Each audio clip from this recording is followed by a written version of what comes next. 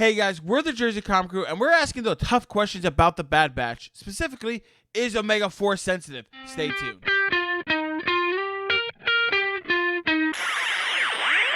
Hey guys, welcome back to the Jersey Comic Crew. Chris and Rob here, and today we are discussing Omega, the entire character, this brand new character from the Bad Batch. Is she Force sensitive? Is there another path for her that doesn't involve the Force? We're going to delve into it right now because she's a brand new character. Filoni has brought her into this world for a reason. He never does this kind of thing without any reason. We've seen it with Ahsoka. We've seen it, with Baby Yoda, with Grogu. And now Omega, who is clearly built on Kamino. She's a female clone, the first female clone, kind of like what we saw with Boba Fett and Jango Fett in episode 2. And we kind of see her do some interesting things throughout, especially that first episode, Rob. What do you think? She Force sensitive? Bro, no. I don't think she's Force sensitive. But, I mean, who is she a clone of? Do we know?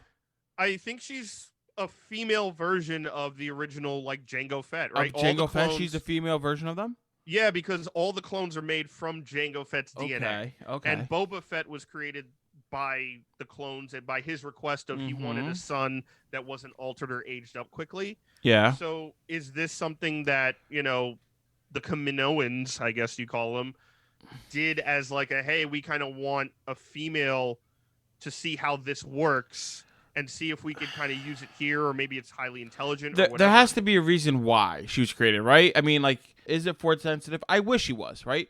But I feel like so much of Star Wars is not around the Force, right? It's like there's only 3 Jedis, but everybody loves them, and we want more of them, but we're not getting that because they decided not to. They decided to put all the cool stuff 3,000 years ago when there are 1,000 Jedi, what we really want to see, right? I think make Old Republic.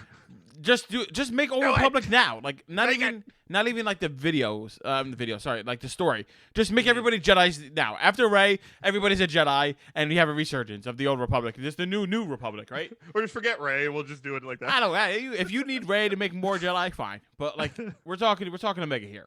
Is Omega Force sensitive? I don't think Omega's Force sensitive. I think she has some other unique ability.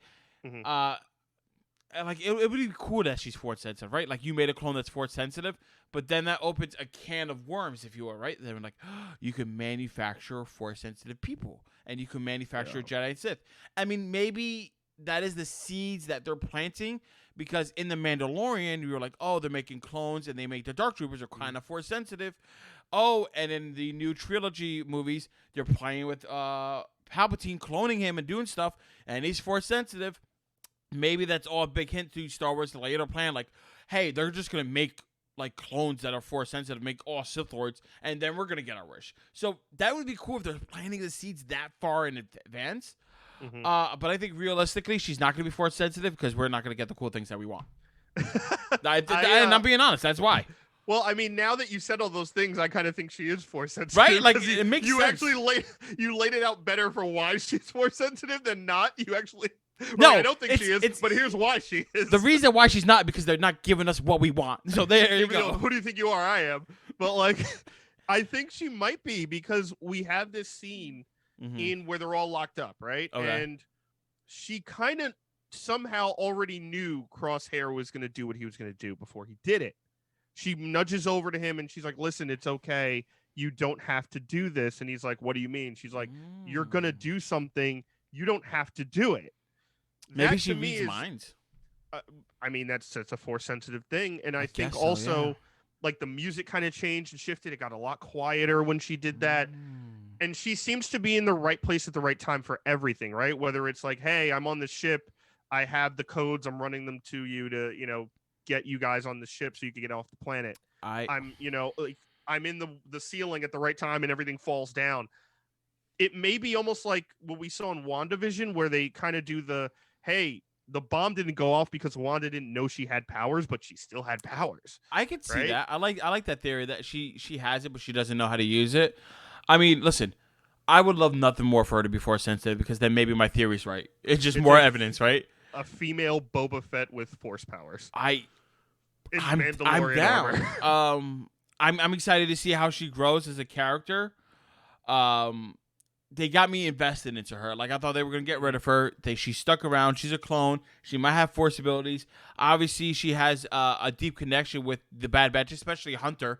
Hunter's Yeah. essentially like her father figure because That's gonna be great. he's the main Bad Batch member, if you will.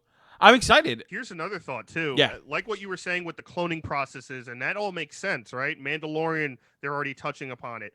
Obviously, in episode 9, it's kind of all about that. And was Snoke a part of that process?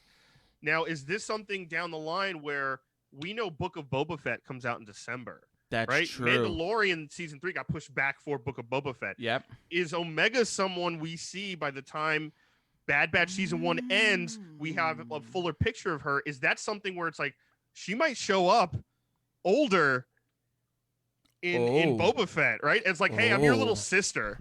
Oh, hey, bro, I'm your sister. By the way, Ooh. Force choke. You know what I mean? Like, is that a new player? We know different characters are going to be showing up that are already in Boba. That's going to be in Boba Fett and probably going to be in the Bad Batch. Is that something we see later on, or is this a character that they slow develop? I think one, if they're doing this character, they're not going to do in Boba Fett. I think Boba Fett is too much to explore, because if you're doing a Boba Fett show, you just created Omega. Like, to put Omega into a new show to develop her, it's kind of not the point of the Boba Fett show. Boba Fett's to grow Boba Fett. That's why he was introduced in Mandalorian. So that you separated.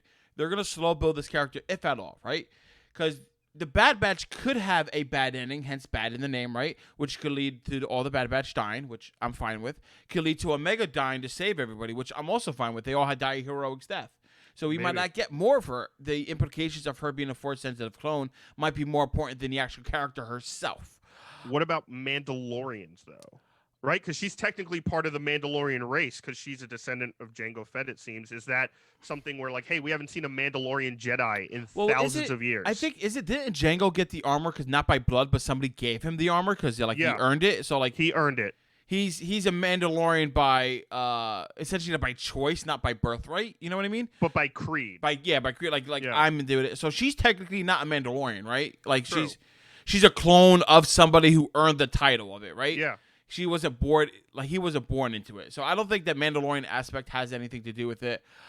She might be. We might see her down the road because there is plenty of time, depending how well they age, because Boba Fett's still around there. So they could. I think we need to see a little bit more before we say, hey, we're going to see her in this or that. Like I said, I think, like, what happens to her is more important than the character herself. And we're going to have to wait to see. Yep.